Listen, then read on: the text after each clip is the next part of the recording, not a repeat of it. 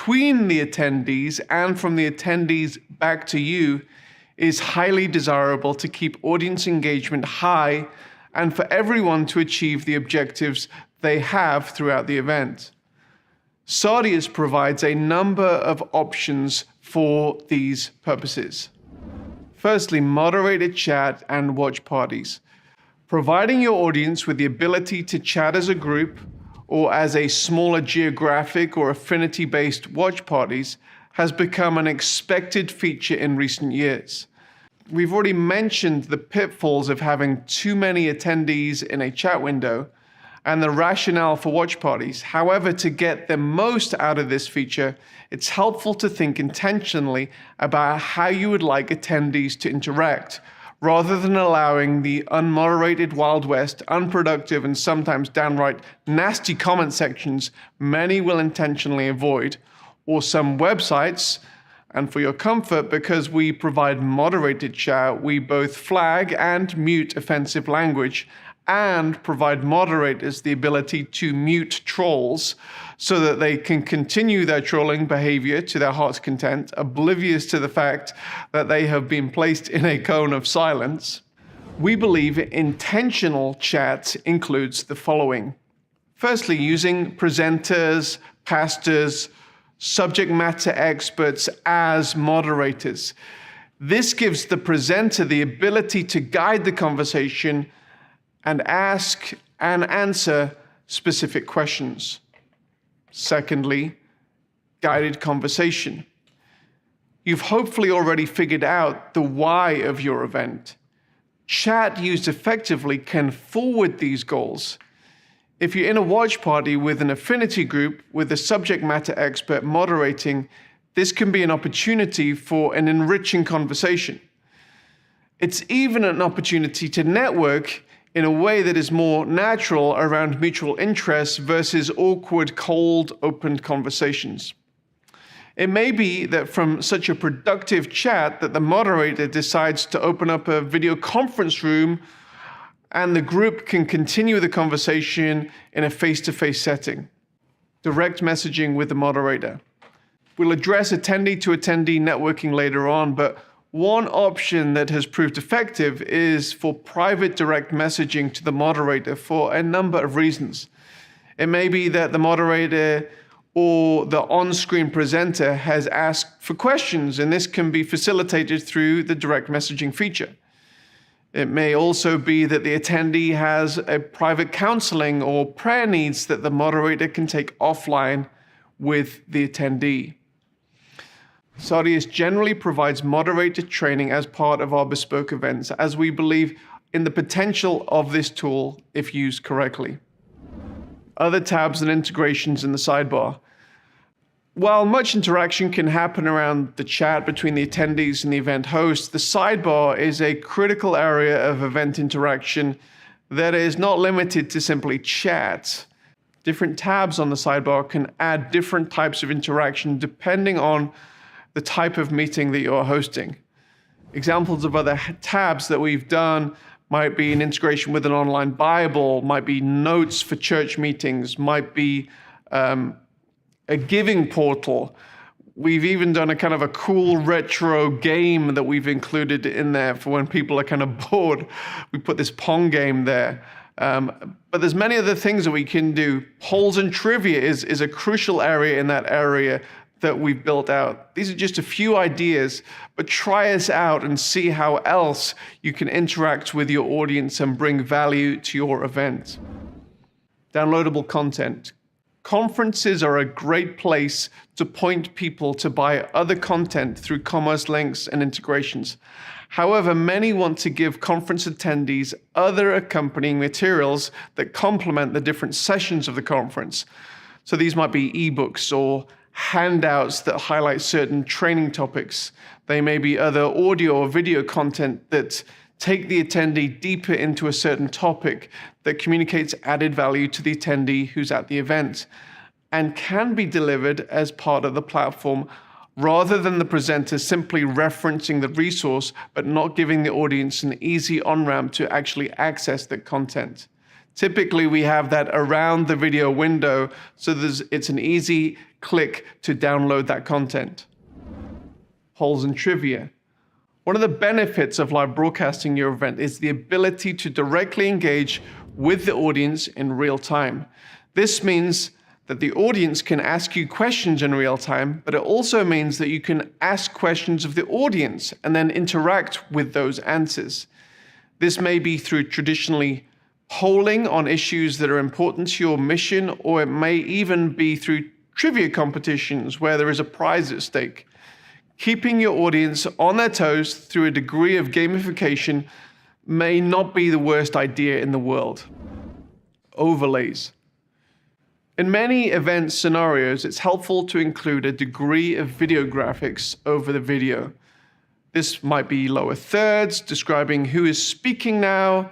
It might be a logo placed at the top corner of the video. It might be a call to action for giving campaign. It might be a call to buy a product, the latest book of the speaker. While it looks good to include these graphics, it's also helpful if such overlays can include a hyperlink to the specific call to action that is being highlighted at that particular moment. The Sardius platform offers the event producer the ability to schedule such hyperlinked overlays or simply to trigger them in the moment when the call to action is happening. Even if the trigger is spontaneous, such overlays need forward planning and creating so that the presentation can be seamless. In some events, you may have already created custom animated graphics that are already embedded within the video. It's still possible to make such graphics interactive by creating transparent hyperlinks to place over the in-video graphics. So these are just a few of the ideas of how you can get this interactivity between your audience, yourself, and between your audience. We'll cover networking in a future session, but let's go over the checklist now.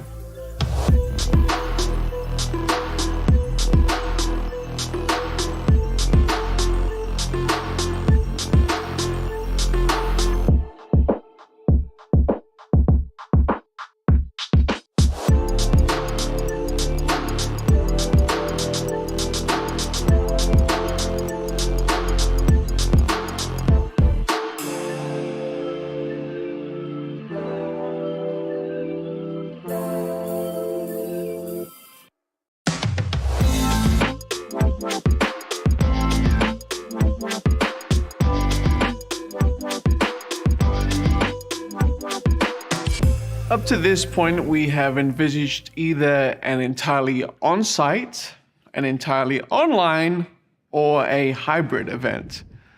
However, there is another option that has become increasingly popular, and that is to offer physical or online host sites.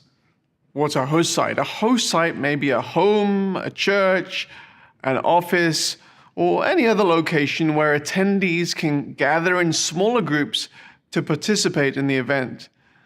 Providing an excellent host site experience, like every other component of a world-changing event, needs intentionality.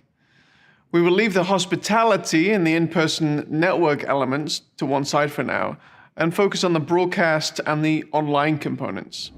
The first thing that is important to ensure at your host site is that you have good video and audio quality.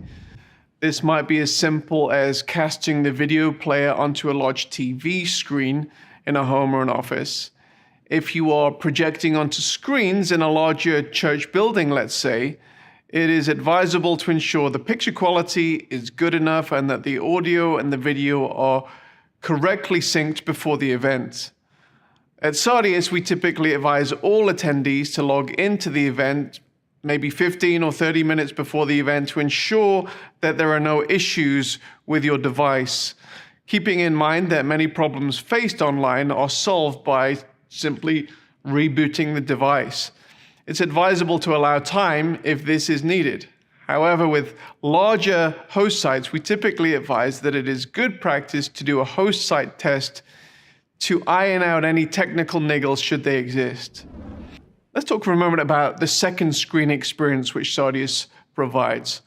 With screencasting becoming an increasingly popular way of engaging with an event, especially within a host site context, the question is then asked how members of the host site can engage in some of the context-giving and interactive features of the online event, such as how attendees can find out details of who is presenting now, what is coming up, or how the host site audience can engage in chat or ask questions or respond to polls or trivia questions.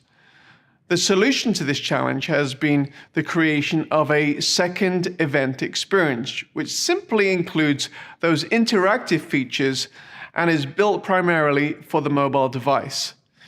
This can be used in host site situations as well as actually on site in a physical in-person event, and gives you as the event producer the added benefit of obtaining better quality analytics from the event than simply receiving that one IP address which is casting on the big screen. Now you have all of the participants participating and you can get all of that data.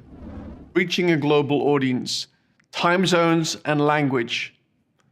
During the COVID-19 lockdown, many people have longed for the return of in-person events. There are certainly many benefits to being in the same physical location as other attendees. However, there are similarly a number of benefits that cannot be achieved with an in-person event.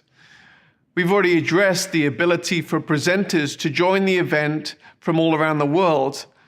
And this global nature also applies to opportunities related to broadcasting of the event.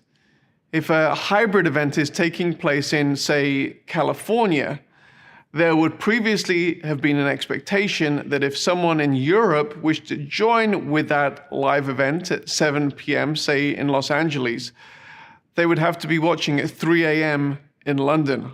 Ugh. However, if your event has a sizable global audience, or if one of your metrics is to increase the number of global attendees, there are a number of adjustments you can effect to make the event more accessible to these global attendees.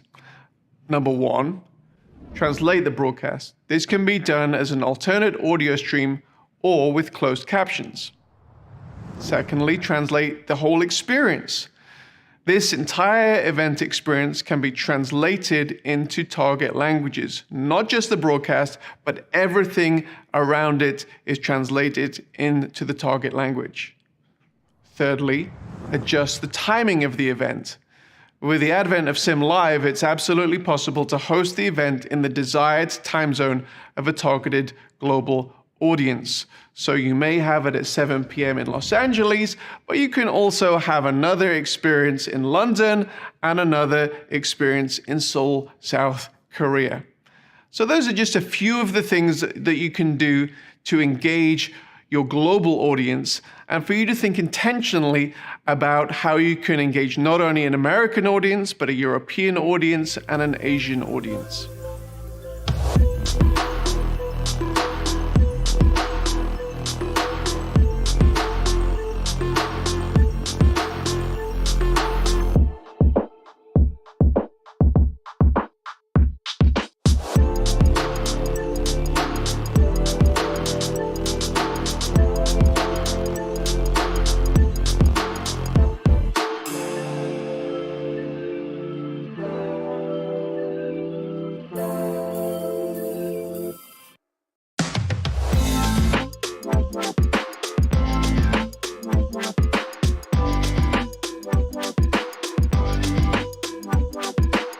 Networking is one of the principal goals of many events. The question of how you can effectively connect with the right people at the right time is something that Saurius is trying to perfect on an ongoing basis. There are often a number of motivations that attendees have in coming to events. For some who are power networkers, they are often there essentially to sell, whether it's themselves, their products, or even their ideas. For others, they are on a discovery mission to find the best solutions to their challenges. Some are highly motivated to meet with the people they need to meet with, and others want to simply lurk and not network at all. Satisfying the needs of all types can be a challenge, There are a number of solutions out there that provide a serendipitous type of networking that you may have at a physical event. We believe networking and the ability to exchange online business cards doesn't have to be this hit or miss experience and can be more intentional than that which can be found in in-person events. One component of networking in an online event is networking around ideas or on the basis of geographic location or affinity group. And we've already looked at this a little bit when we looked at watch parties in the main plenary sessions or breakout rooms. This is a great way to engage around ideas or unique challenges for individuals in geographic locations. And somebody says something that you like, and you can respond to them and actually network around those ideas. This is a great way of networking, and I might add, it's not really easy to implement that as a feature in a physical event. Another way to network is in the exhibition hall itself. The exhibition hall is known by various names: Expo, Sponsor Hall, Resource Center. This is a component of an event that can provide a main funding mechanism for the event producer.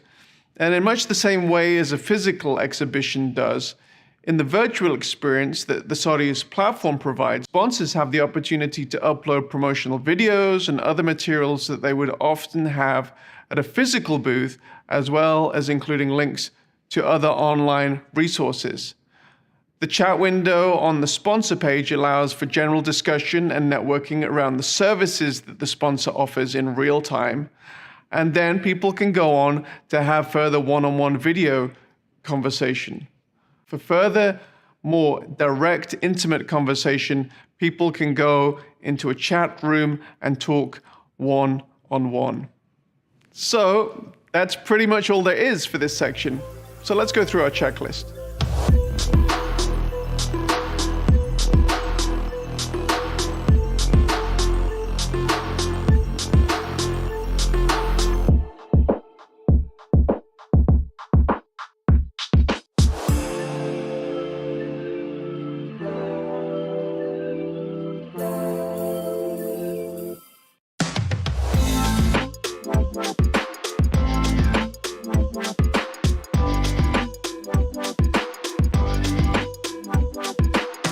While there are many benefits for event broadcasts to occur in real time with an audience experiencing the event at the same time, there are different benefits in both supplying an event with extra video-on-demand content.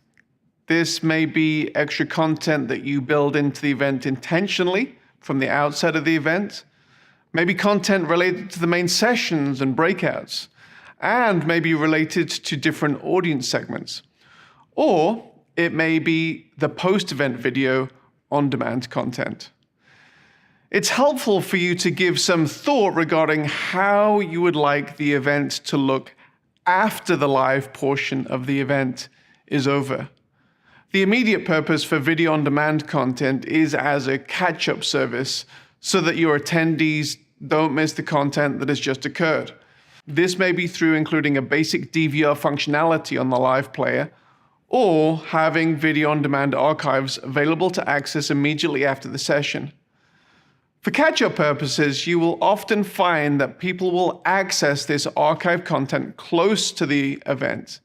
However, this demand will often gradually tail off.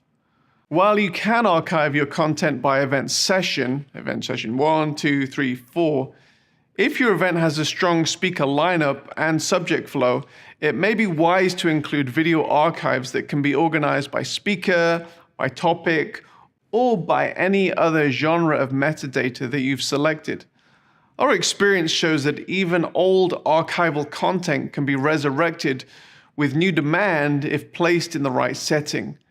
If building a strong post-archive experience is something you want to achieve, it's important that when you're planning for the event, you ask the basic permissions that are needed for this to happen. On the Saudius platform, we will help you create what we call the quote-unquote post-event, which is what the event will look like to the event audience or any other audience who subsequently signs up to the event after it is finished.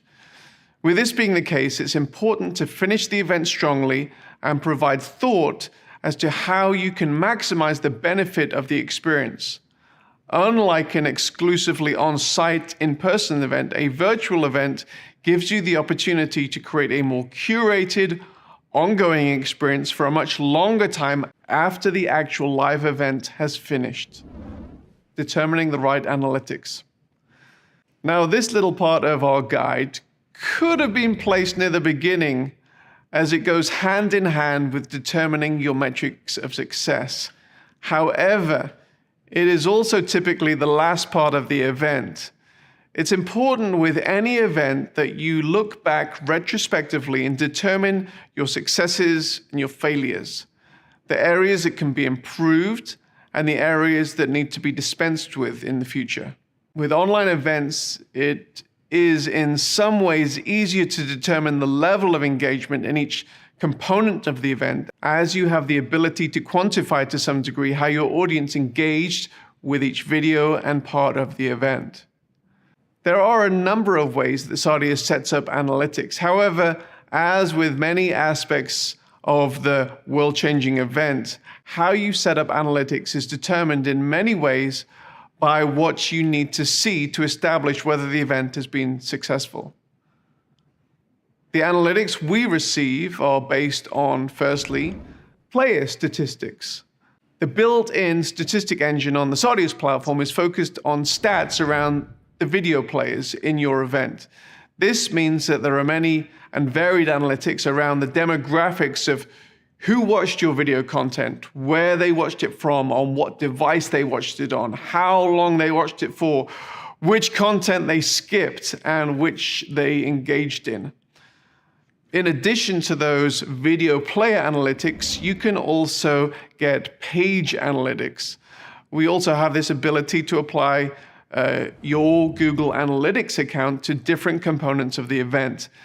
This also includes your sponsor's ability to include their Google Analytics account on their sponsor experience, which gives you the ability to track page views versus player views. This can give you the ability to track how many individuals click through on certain calls to action. And some of these calls to action may be key to your key metrics in the event. Ultimately, there's no silver bullet to ensure without a shadow of a doubt that your event will be successful.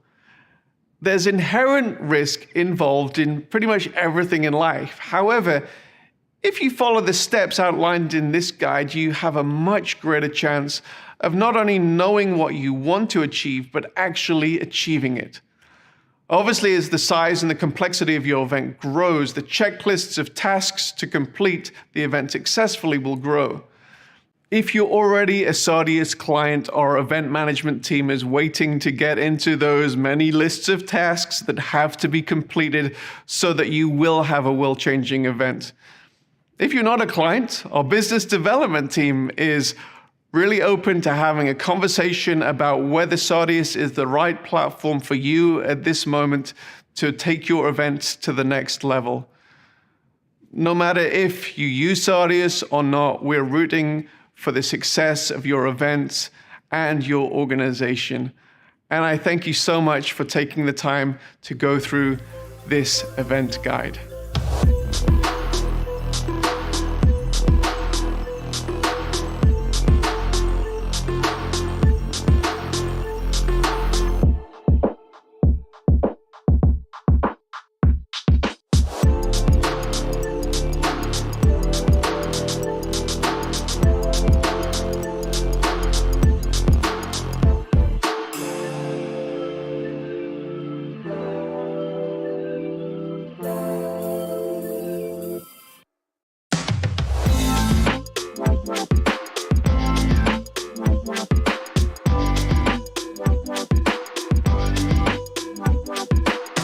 There's a reason why the framers of the US Constitution included the right of the people to peaceably assemble in the First Amendment.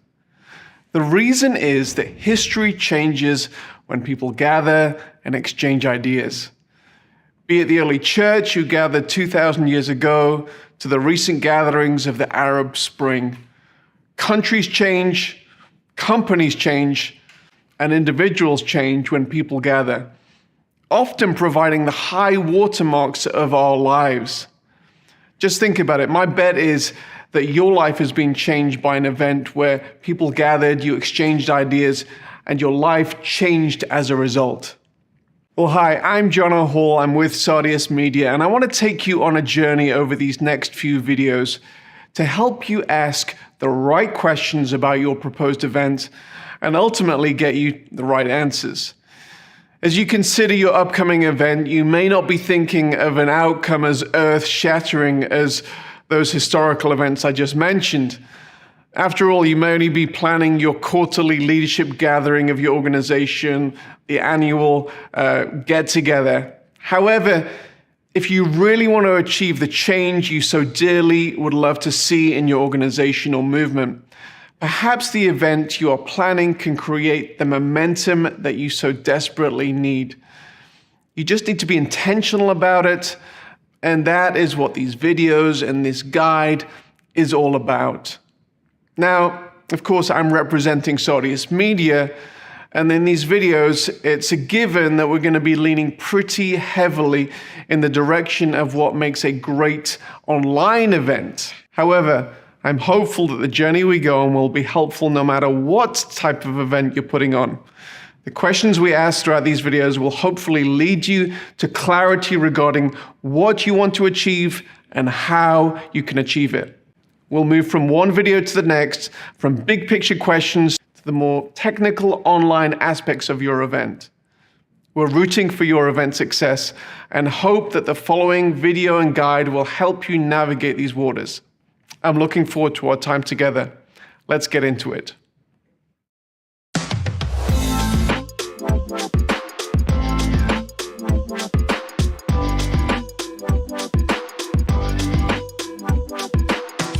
Often when you're starting to think about your event, you have something in your mind. Maybe it's a full room, a conference center, or a stadium buzzing with life and activity. And immediately, what typically happens is you go into planning mode to see how you can achieve that goal. But I want to encourage you to go back just a little bit further before we begin the planning phase and ask some more existential questions. So number one, I want to figure out your why. Whether you're having an in-person event or an online event, one of the first things you need to determine is what exactly the metrics of your success are in the event. These metrics are not primarily related to the number of people attending the event, although getting a big crowd may certainly be connected to your metrics. If you're hosting a product or a service launch, your ultimate goal will be related to the sales that are derived from this event.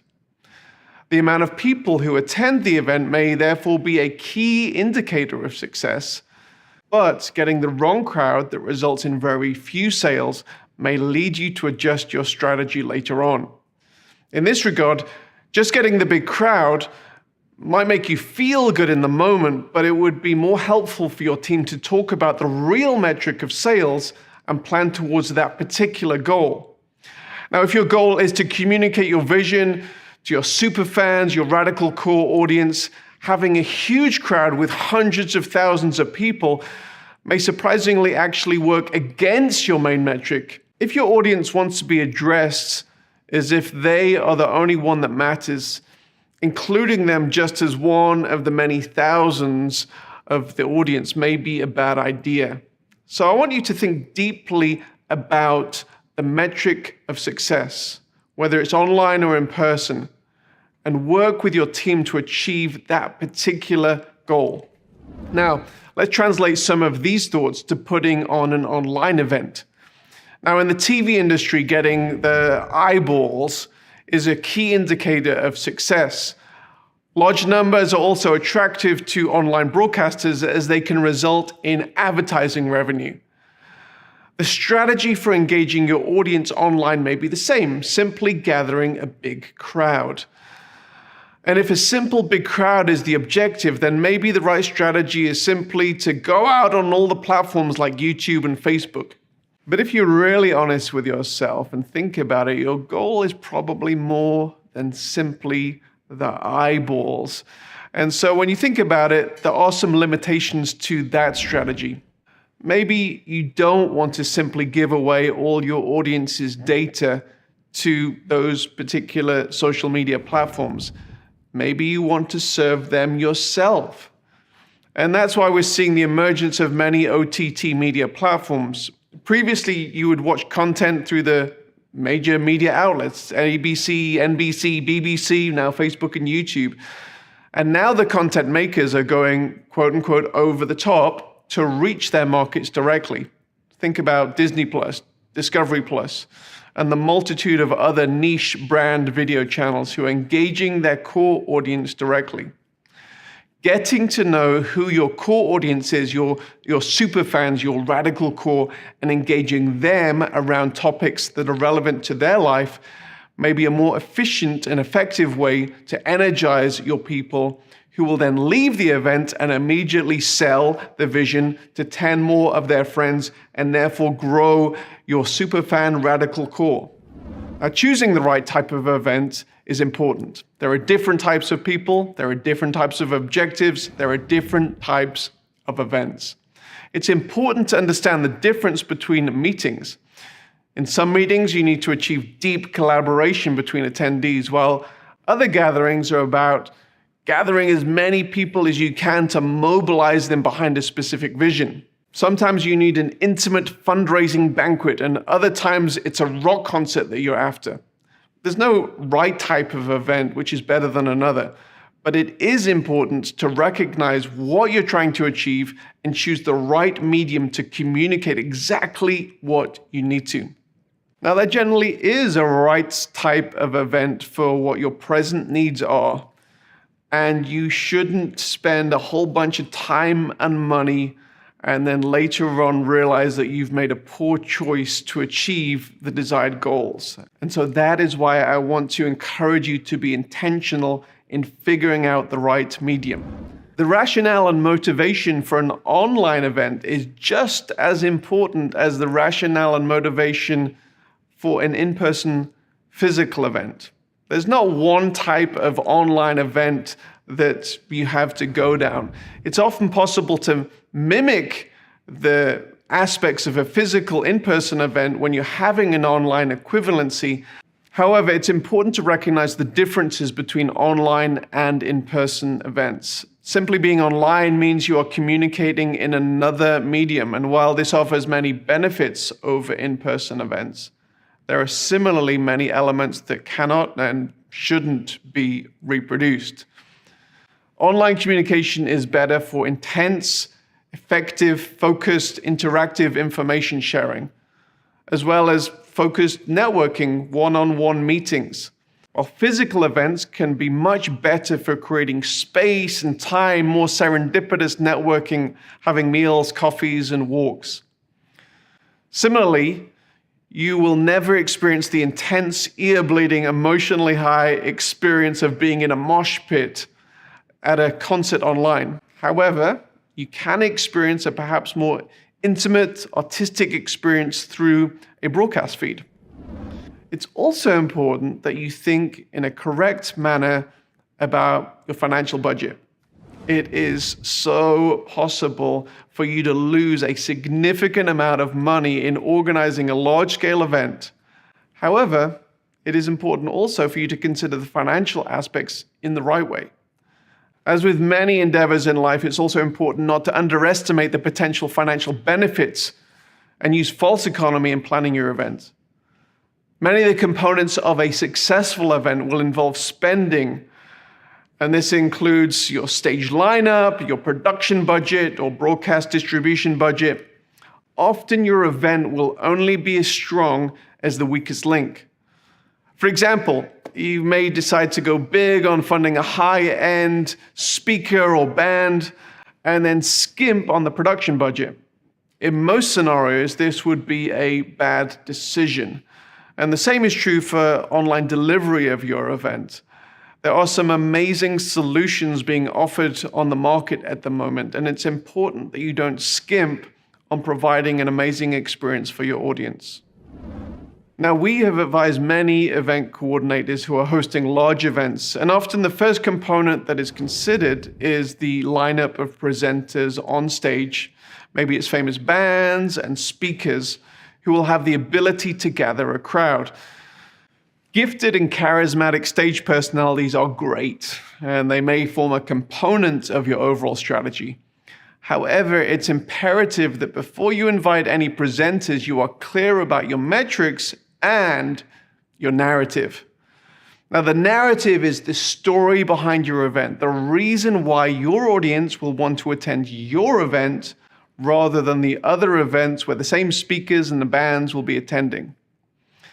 Discovering your narrative is typically a process which begins with discovering your why in hosting the event and the why your attendees have for attending.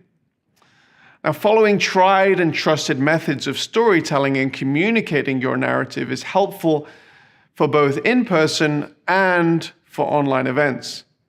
Thinking of your potential attendees as the hero of the story that you are inviting them into, and with you as the trusted guide, is ultimately helpful to all parties and the vision which you would like to invite the attendees into. It may be that you're giving your audience a unique experience and opportunity to get involved in the most life-changing movement. And if that is true, you need to recognize and find ways to communicate that vision that involves your audience. This narrative must be communicated through your event brand guide and your written and video communication as you promote your event. Now, while this is true of all events, it is helpful not to miss this element when it comes to planning your online event, and consider the unique online methods to respond to this narrative. Determining your stage lineup. Who can communicate your goals most effectively in spoken, written, or musical form? Often the impetus, even the existence of an event, comes from the lineup of speakers, subject matter experts, influencers, and musical artists. While this may be the main hook to gather a big audience, the simple ability to gather an attractional stage lineup should not determine your event. The why and the narrative should always come first. Individuals or groups who present or perform from your stage need to serve that particular vision and narrative. And if this doesn't happen, there is a possibility that you, your audience, and your guest speaker will come away from this event feeling used, and this lack of cohesion almost never achieves the worthwhile purposes for which you started out. Now, when considering either a hybrid or a completely online event, it's important to consider the different mediums of communication you're employing. A stage in front of 50,000 people in an arena versus small screens in front of 1 million people are two entirely different mediums. Although the latter is reaching a much bigger audience, a small screen is always a much more intimate medium and requires an approach where the audience is being addressed in a more direct, one-on-one manner, much like I'm doing now. When considering your lineup, also consider how you're going to communicate to both audiences most effectively, and consider how your lineup is going to do this. Audience engagement is important in both mediums of communication. Now, it's clear to all of us that the world was taken by surprise by the COVID-19 pandemic. And the one question that we've received more than any others throughout this time is predicated on the longing to return to in-person events, but then people say how things will change in a post-COVID world with regard to online events. And our response has long been that we also long for the return to in-person events that we're seeing now. However, online events are not going away. Even before COVID, the online component of events was increasingly in demand, and the complexity was also increasing. So this is an area you shouldn't ignore for too much longer. So that's pretty much all there is for this section. So let's go through our checklist.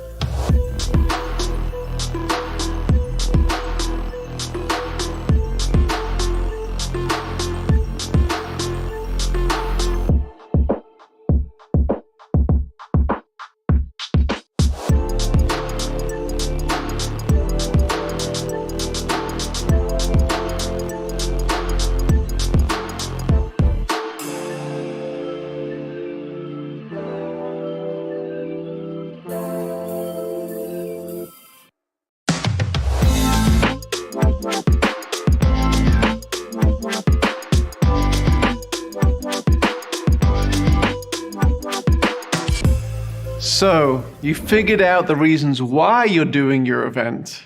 The next thing you need to figure out is how to communicate what you're doing to your intended audience to ensure the right people are at your event. Although this is a little bit of a simplistic take, the human dynamics of any event remain pretty consistent whether you're a nervous high schooler wanting to pull off the student event of the century, or gathering 80,000 into a football stadium, or hosting an online event of any size. It really is true if you get that school quarterback and cheerleader and their buddies, people start paying attention no matter what demographic you're trying to reach. The quarterback may be different for different audiences, and you may have to be ready to communicate these nuances in language that your particular audience understands and connects with. But outside of these communication differences, other dynamics are actually often the same. The bottom line is that getting people to an event typically revolves around a number of rather similar factors. So let's consider the reasons why people register, buy tickets, and eventually attend an event.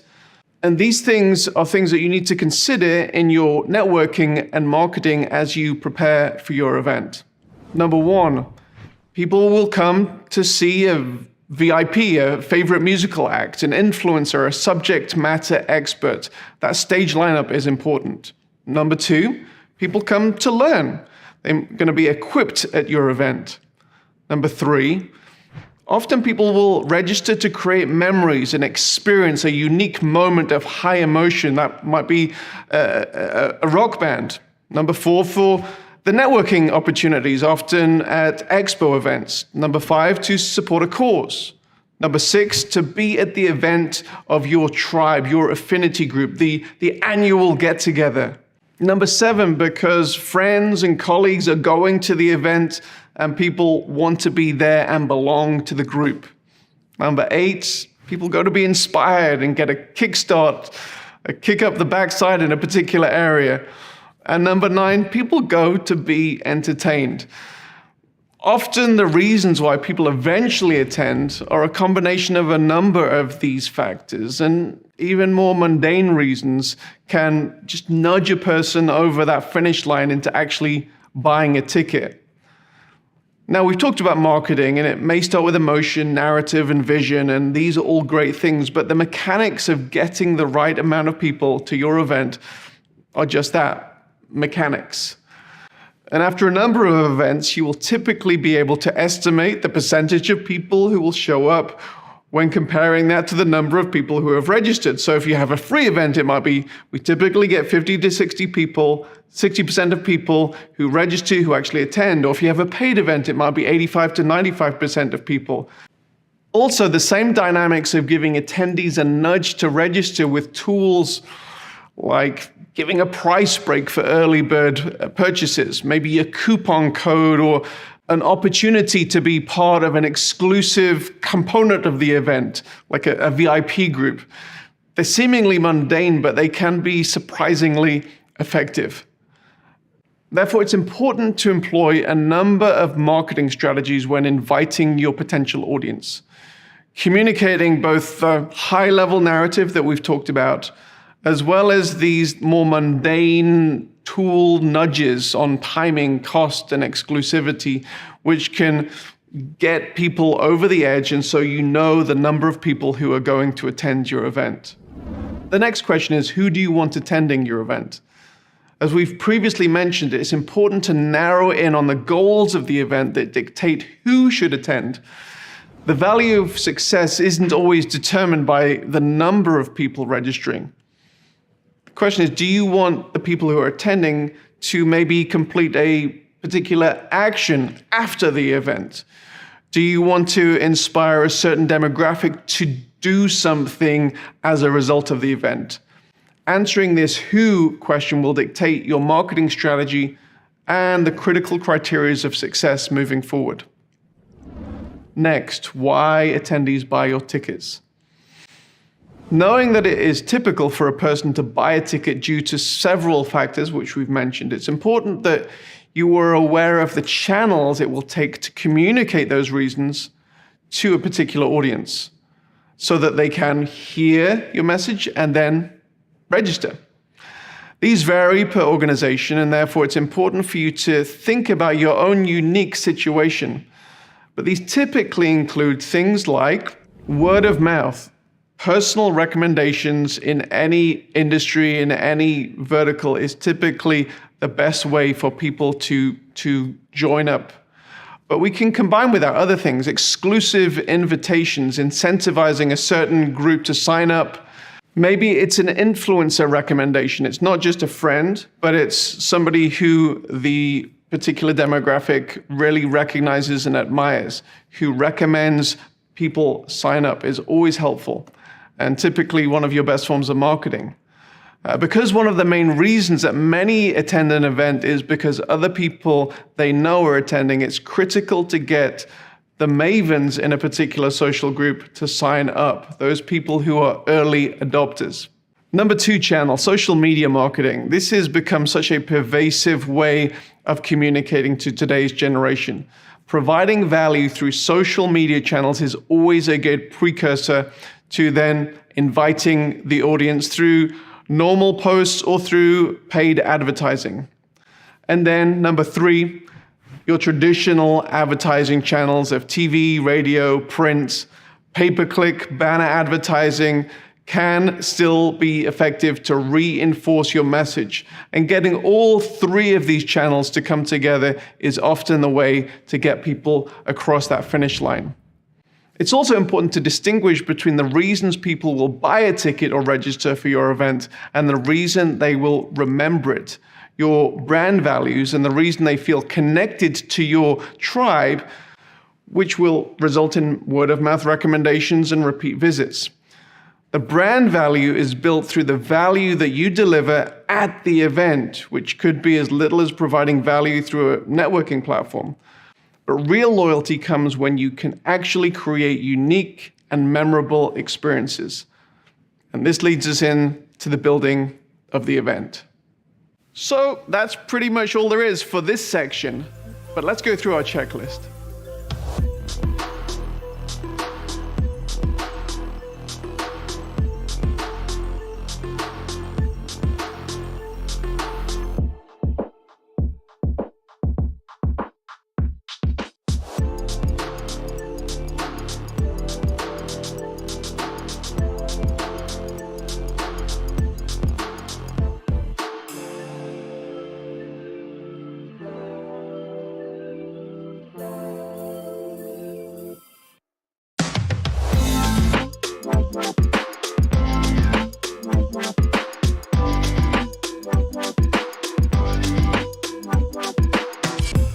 So we've thought about the why of your event. We've thought about who your main audience is and how you will communicate to them about attending. Now we need to get into the meat of planning your event. And the first part now is determining when the event should take place and how long it should last. Now, event producers who are familiar with the cadence of an in-person physical event are often curious and ask us whether there are similar optimal times and durations for online events. There's no exact science in answering this question. However, there are some guiding principles which must be considered. In-person events will often require an attendee to take time out from their usual schedule. It might include travel and booking accommodation, and if this is the case for a significant portion of your audience, then it's often wise to make the hassle involved in travel and staying away from home worth it. You, as the event producer, must be concerned with the creation of space in the event, time for networking and meeting, as well as determining the potential for curated moments in plenary sessions which unite the messaging and can mobilize your entire audience. Now, hybrid events, online and in person, typically have the same considerations as in-person events, as it mirrors the in-person event experience. Now, it often comes as a surprise to first-time hybrid event producers that the people attending the online portion of the event are actually physically present at the event. They may have other commitments, or they may be in a hotel room, and they don't want to miss out on certain parts of the event.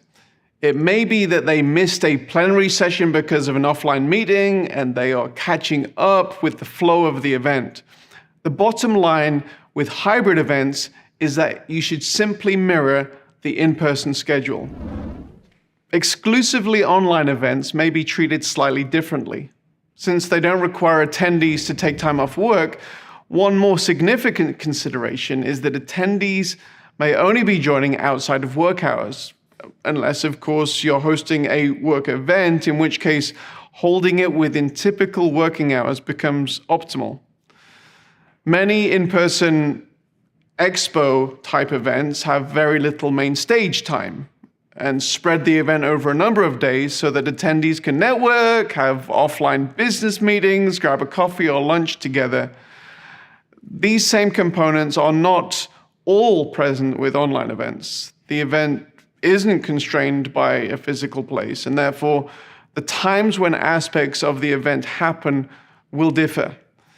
It's important that you give thoughts to when your main plenaries in a virtual event happen for this very reason.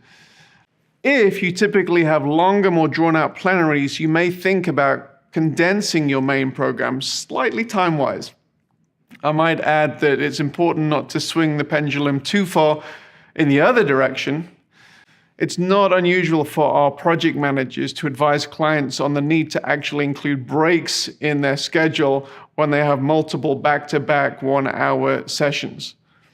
In addition, while you can't grab lunch with someone online, there are still numerous networking tools that should be factored in your event. Maybe give thought to how your event can be more than a simple one-way broadcast.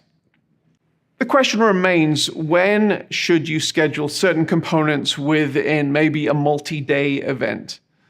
Now, there are no hard and fast rules. You know your audience, and we can have constructive conversation about that. But we typically see a few general rules that are different than in person. We often see spikes at the beginning of an online event in a much greater way than we would in an in-person, where people may arrive late. And then, as with in-person event, we will see spikes when top bill presenters, music acts, or VIPs are on stage. And so hopefully that's helpful as you start planning and thinking about the timing and the duration of your event. So that's pretty much all there is for this section. So let's go through our checklist.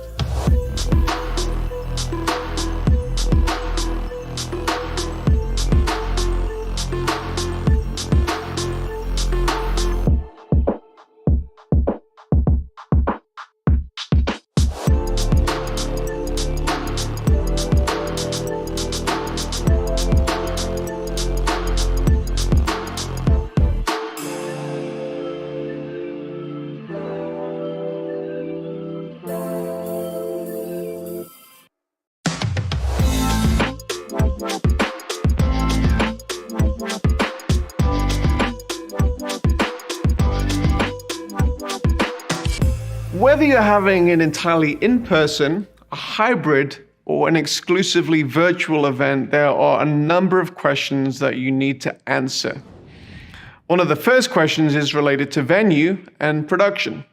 Often this seems to be answered more easily for in-person than online events. It's natural that if you're having an event for, say, 15 people, you may choose to have it in a boardroom and ensure there are enough snacks and refreshments in the room for the duration of the meeting. And then if you're having a 15,000 person event, you're going to rent an arena with adequate audio-visual production so that the audience doesn't have any challenges with seeing or hearing what is going on. Now, similar principles are true for online events, and yet sometimes the production elements for online events are not thought through thoroughly. WebRTC, that's Web Real-Time Conversations, and other video conferencing applications that you'll be aware of are amazing tools for real-time interactions. However, their strength is in connecting individuals through low-latency video connections. And that's usually for small numbers of people and not for broadcasting a high-quality message to thousands. Now, if you're having a 15-person boardroom meeting and you wish to take it online, then utilizing such WebRTC, Zoom-type applications is the right choice. If you're broadcasting a message to thousands, however, using a low-latency application is probably not the right choice.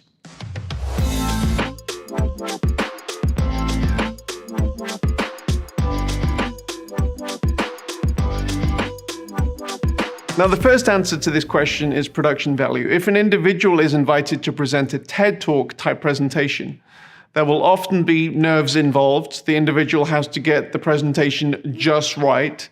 There are numerous books on the market of how a person can do this effectively. In addition to the person's presentation and how they look on the day, the presentation is typically given on a thought-out, clutter-free stage with high-quality cameras placed perfectly, lights, audio, visual, which mean that the only thing that is focused upon is the message itself. Everything is just right to present that message.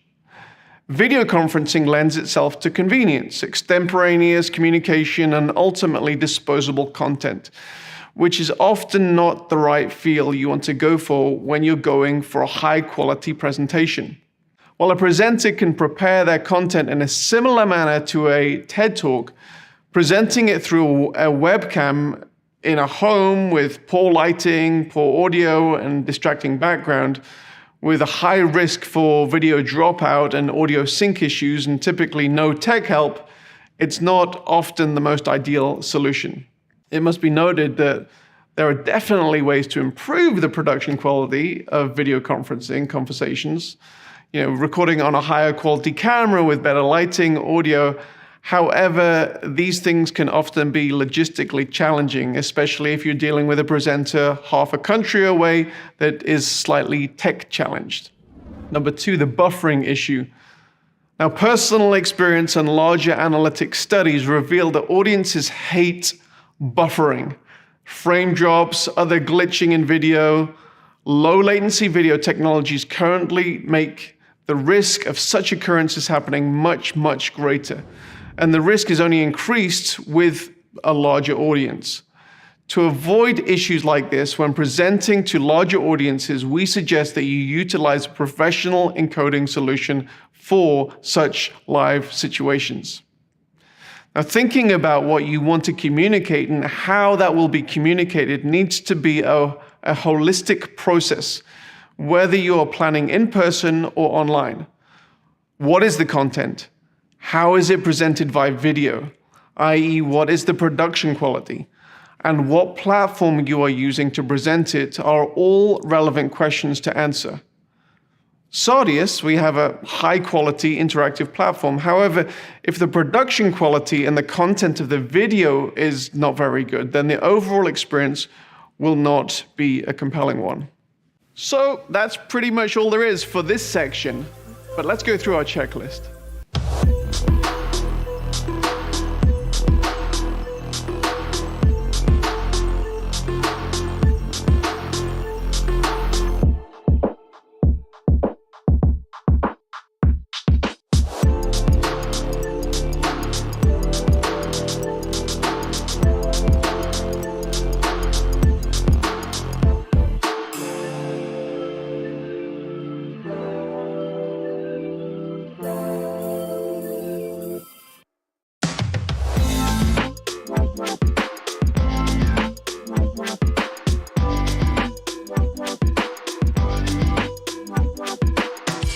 In this session, we're going to be talking about a subject that may seem very administrative, and that's registration.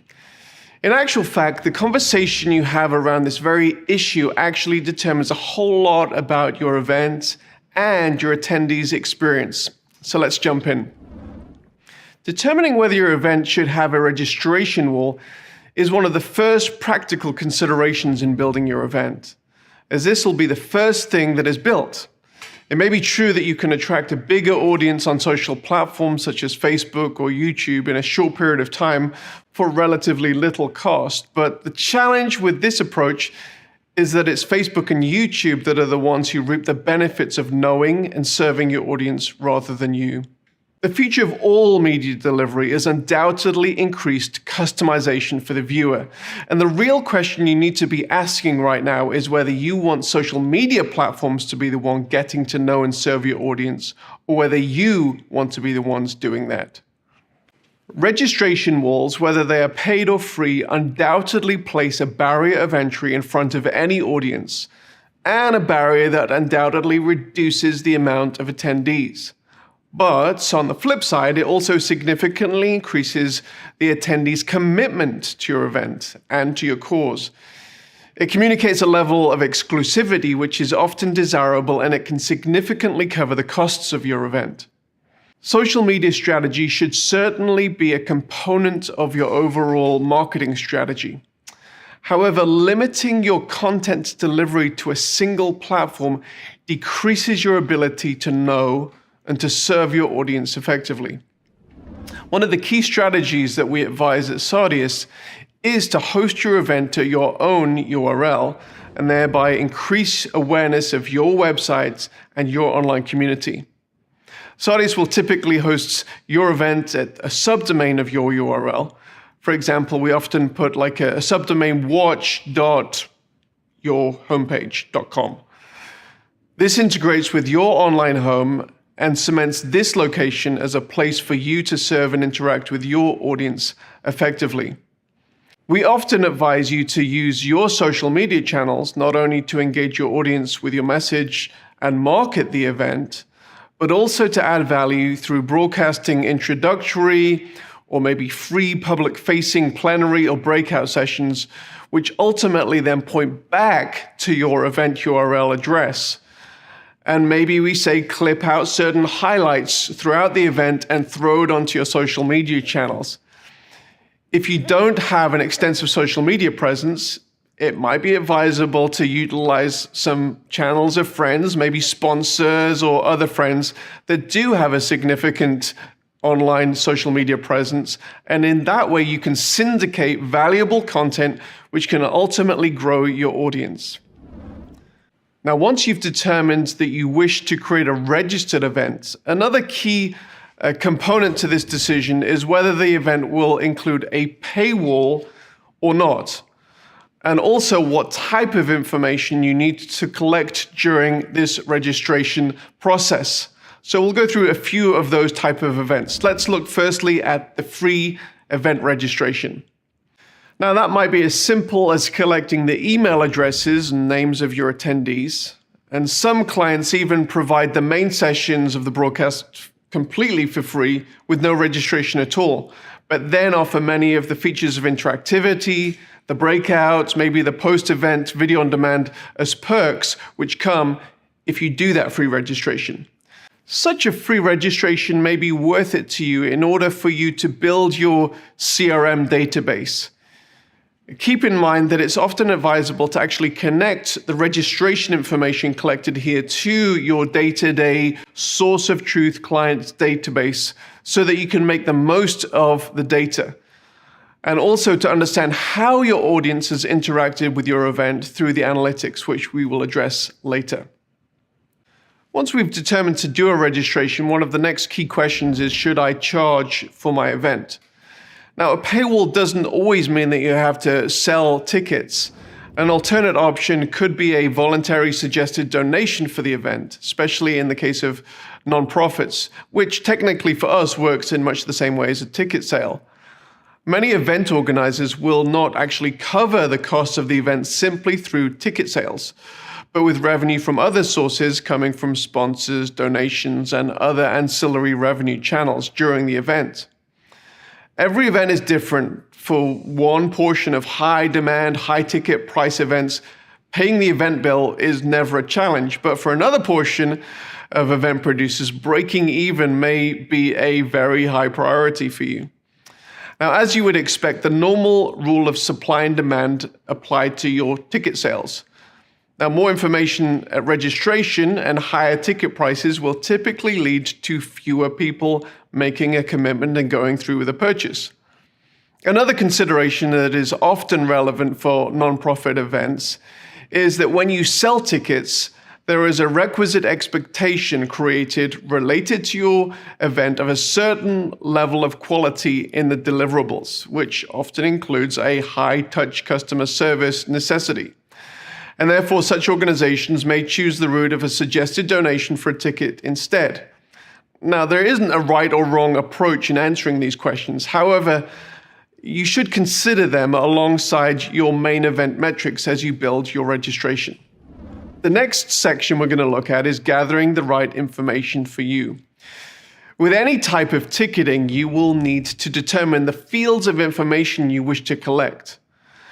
These may include information necessary for registration and the smooth running of your event, information necessary to create a user profile in the event, and any other marketing information that is helpful for you. I'm just going to run through a list of examples of fields that you may consider, and we'll bring it up on the graphic. Name, your first and last name, email address, a full physical address, a partial physical address, country, state, postal code, telephone number, maybe social media links, a short bio, a profile picture of the attendee, a type of ticket required. You may want to suggest different types of audience journeys throughout the event. You may want to have a field for promotional codes, credit card information, and custom marketing questions and opt-ins. As we look at these fields, one of the questions that comes up, should I be concerned about privacy issues in collecting this data? As more and more companies have profited from using the personally identifiable information, PII, of their constituents, privacy concerns have become an increasing concern for any online endeavor. Now, in many countries around the world, legal frameworks have been created to protect citizens from the unscrupulous practices of certain online companies. Now, even if privacy concerns are something that you have never considered before, it's important, if you have an online presence and you collect any kind of personally identifiable information, that you give it a little bit of thought. If you have a web or an app presence, now would be a good time to develop your own privacy policy, terms of service, and perhaps a cookie policy to communicate that you are not one of those unscrupulous organizations who are going to sell data to the highest bidder. As you build the registration of your event, it's important to display these policies to your audience to communicate how you are using the audience's information. We typically find that displaying these opt-ins at the point of registration is the right place to communicate these policies. Related to these privacy issues is obviously GDPR, CCPA, and other legal requirements around the world. Now, if you have a significant audience in Europe, UK, or in California, it's important that your online event is compliant with the General Data Protection Regulation, GDPR, EU and UK, and the California Consumer Privacy Act, the CCPA, respectively. You are responsible as the data controller of your constituents' information. And in a subsidiary manner, Sodius Media is responsible as a data processor for your constituents. Other jurisdictions around the world have similar provisions to GDPR and CCPA, and Sodius tries to keep up to date with many of these. But we've placed an emphasis on compliance with both GDPR and CCPA, as these, up to this point, have been the gold standard in relationship to privacy compliance. Sodius will provide you with all the relative documentation regarding how we use the information to aid in the smooth running of an online event, and will require you to give permission so that we can process your data. The next question in building your registration is, should I limit the number of devices per registration? Privacy issues are nothing to be afraid of. While you shouldn't be using the personal identifiable information for purposes for which you're not authorized, obtaining the consent of attendees to opt into your calls to action is often exactly what both you and the attendee want. Business models moving forward will increasingly rely upon the organization's ability to customize their services and communications to their clients. I find it both reassuring and convenient to walk into a local coffee shop where they know your name and they've already prepared your coffee. One barrier to collecting this information, however, is when individuals share their username and passwords. And this has been a problem that Netflix and many of the other online video platforms have to deal with. When Barry from accounting tweets out his access codes and suddenly 1,500 people are using it, you have a lot of useless information about Barry. Added to the fact that you may have missed out on selling many tickets and a lot of money. For these reasons, we recommend that you limit the amount of devices per registration. When an individual buys a ticket or registers to a Sardius-powered event, a unique token is created per registration, and that is used to create the individual event journeys throughout the event. It's also possible to restrict the amount of devices that can access the event on that token. As you build the registration, it's important to consider your goals and whether you wish to restrict each token to a specific number of devices, whether it's 1 device, 10 devices, 20 devices. Audience journeys. You may choose to develop an event where every attendee is served the same content the same way. Alternately, you may wish to create an event where the audience either chooses or is placed in a custom journey related to their audience segment. In much the same way as you have choices in an in-person event, you need those same choices online. Now, this may change what content that audience segment sees, which user interface they interact with, and which other attendees they interact with as well. You may build an event where attendees get to choose what components of the event they wish to participate in and when they want to participate in it after they've entered the event, or these choices may be made by the audience during that registration process.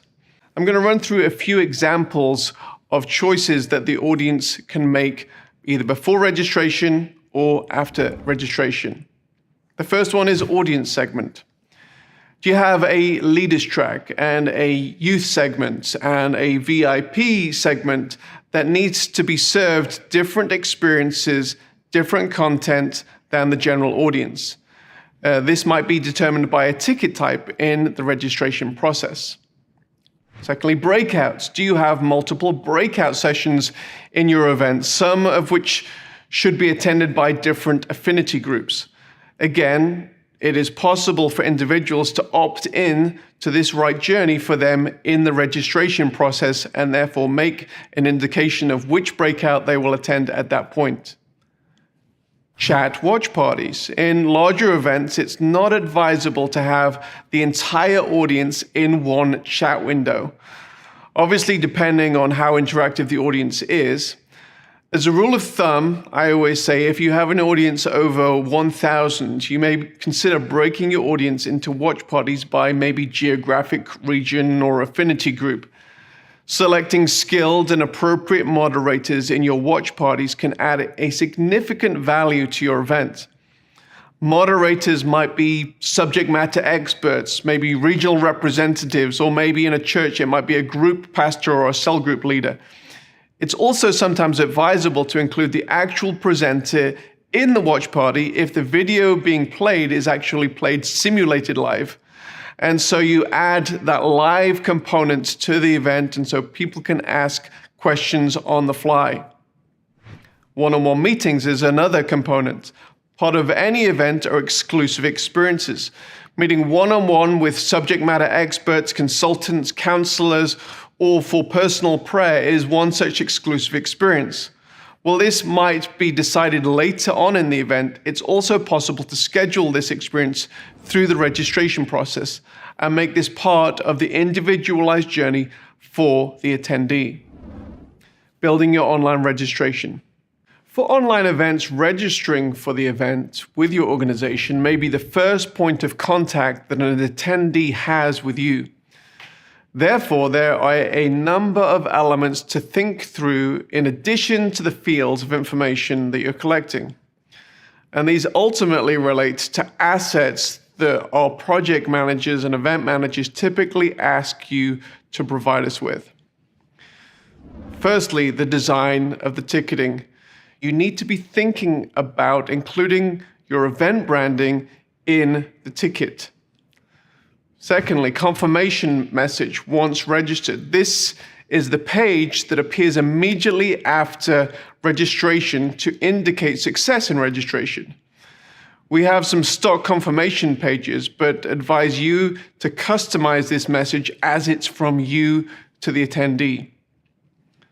The registration confirmation email content, this is very similar to the confirmation message we just talked about.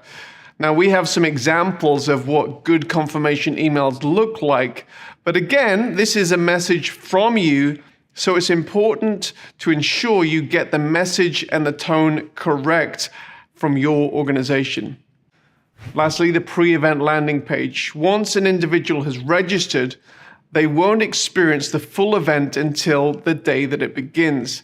However, it is still possible to move the objectives of the event forward with an effective pre-event landing site. This is the location where registrants will be directed to upon completing registration. It includes your basic branding elements with a written welcome message and usually a countdown to when the event will open. We also advise that in addition to